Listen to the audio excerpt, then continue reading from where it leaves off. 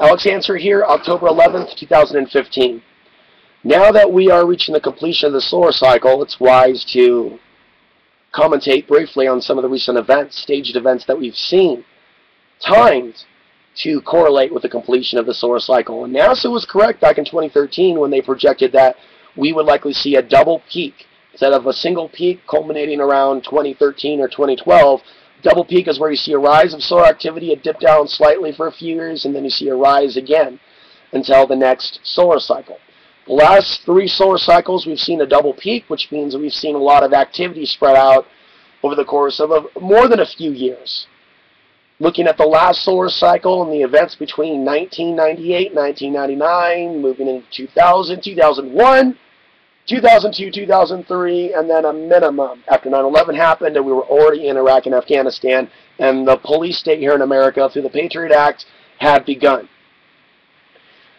We've been in this solar cycle since at least 2000, and depending on who you talk to, 9, 10, and 11. It's really in 09 that the solar flares incrementally started, and it wasn't until 2011, in time with the Occupy movement, just after the Tea Party movement. Regardless of your political opinions, looking at the biological response to solar flares, not only more wars, but civil unrest, protests, and also people having creative spurts of insight. It's also a very spiritual time for some people. Because of this greater perception, this greater energy coming in from the sun, so much is possible. So, when I look at the effects of the sun on humankind, I'm not blaming the sun, but looking at the correlations. In particular, how certain events are staged around the period of solar flares, false flag attacks, wars started, major declarations, clashes between police and protesters in the streets. Things are moving. And so, in this world of instantaneous communication, their interest is to keep us here on the animal farm, busy in a defensive posture, identifying with a box limited perception of ourselves. And once we do that, then we can be defensive because they've got a system set up to where every group is under attack from this other false flag group.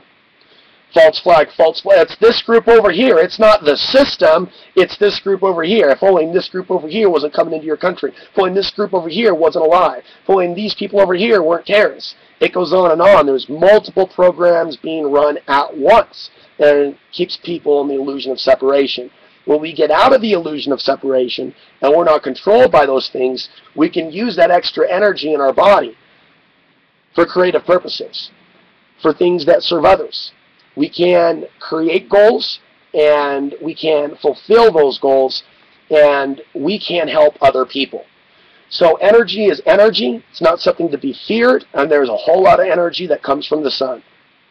And this is why you see staged manufactured events, in particular wars, because it absorbs a lot of energy. And when you have negative emotions running wild instead of positive emotions, those negative forces that control this world government structure are getting the fuel, just enough fuel, to maintain what structure, what control they have.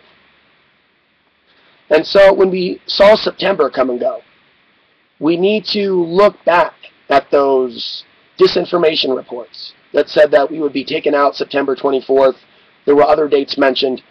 I believe that this is deliberate disinformation to pollute the waters so people that are feeling that catastrophobia gene in their body that's reacting to this increased activity from the sun in a primal way. The internet is there with those disinformation reports to say this is what it is. It's not your body feeling this, it's this event that's coming on this date.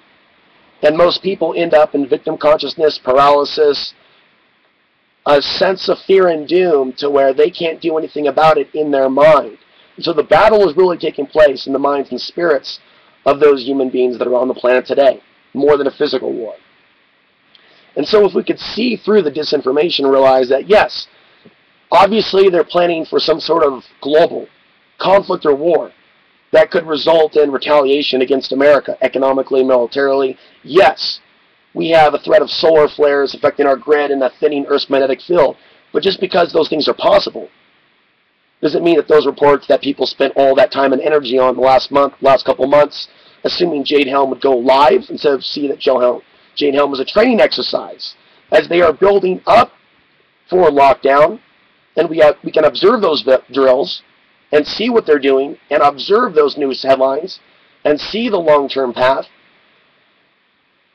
But if we're caught up thinking that it's just about this state, then they've stolen our energy, and they're literally trying to take a movement of energy and slam it into a brick wall to where it's just like a cartoon hitting a wall and just smearing down.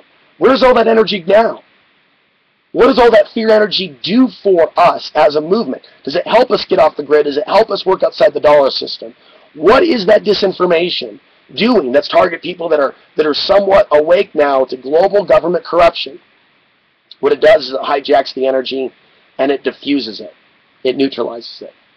So let's think about how this energy coming in that's in our bodies, and our intellectual energy and our spiritual energy, how can we refine what we focus on, how we perceive things? How can we refine our intuition to where we see them try to take our attention, to where you realize that's what's behind the agenda of XYZ website or XYZ speaker? I think people should be thinking about, as we close here,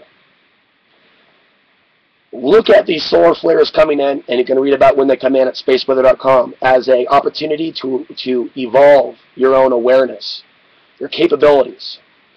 Don't think about a collective shift in consciousness or spend emotional energy, direct emotional energy, hoping for one. Be active in your own transformation. Envisioning your brain becoming a super brain, your perceptions becoming more refined, your power becoming more clear to find in your world where you yield your power, how powerful you are.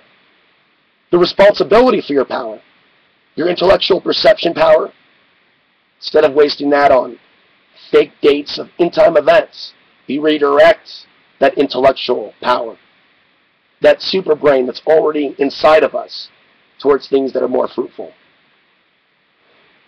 These are the things that I want to put out there as we go through the tail end of the solar cycle, so people can use the energy in a more mindful way and hopefully understand how they're being manipulated emotionally and through the world of the five sense reality.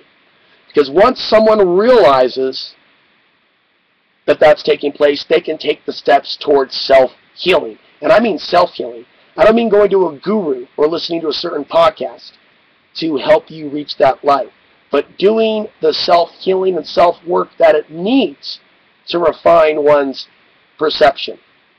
Getting involved, if necessary, in physical exercise activity, whether it be martial arts or dancing or skiing. We're meant to be nomadic human beings, living in harmony with the earth. We're not really meant to be looking at 1,000 disaster stories at once, living in a little box that we'll never own, in what amounts to be an urban reservation. This is an unnatural experience. And so when the sun is active and it's boosting things, all things that are unnatural, all those dense emotions will rise to the top. So understand it's a process. As you feel that volcano of emotion within you, potentially during this time, it's a process, and it's taking place from the macrocosm within our own bodies to the macrocosm of the whole universe. I'm going to be back with more, discussing the influence of solar flares over human society and the cycles of war. Sometime this winter, I'll be completing my 100-page ebook PDF on that topic. And when it does, it's going to go live at solarmaxnews.com. I'm Alex Hansery, October 11, 2015, coming to you from Alamosa, Colorado.